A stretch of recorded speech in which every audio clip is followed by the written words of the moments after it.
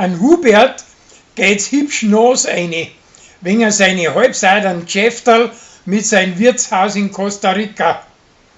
Wie das aufkommt, dass er haufenweise Steuern hinterzogen hat, kriegt er Mordsanstände von seinen Leuten. Und Steuereintreiber haben hinter ihm her und für Zeitungsschmierer ist er auch gefunden zu fressen.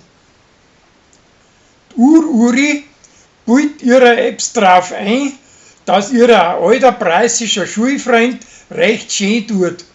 Aber dabei ist dieser Weiberer und macht's mit ihrer alten preußischen Schulfreundin gerade so. Drauf möchten sie miteinander auflaufen lassen. Aber er spielt die zwei alten Schachteln gegeneinander aus und lässt er auch nur sein Zecht zahlen. Die Annalena treibt schließlich doch mit der Fanny sein Tiroler Spezi, samt den, dass er keinen roten Wein nicht vertragt und kreislich nüssen muss.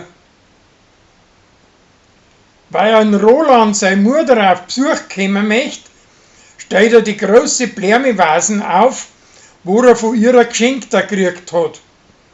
Sein Bub haut's aber unversehens zusammen und kauft eine neue um 300 €. Danach kommt's aber da nicht, weil's ein Grip erwuschen hat. Auf Silvester tanzen Klansinger für einen guten Zweck. Das Hummerl mit seinem Sohn hält am längeren aus und gewinnt eine Karten für einen Opernball zu Wern unten. Die Annalena hat mit dem Tiroler nur nicht genug gekriegt und wegen den bandelt sie jetzt mit dem Mike an.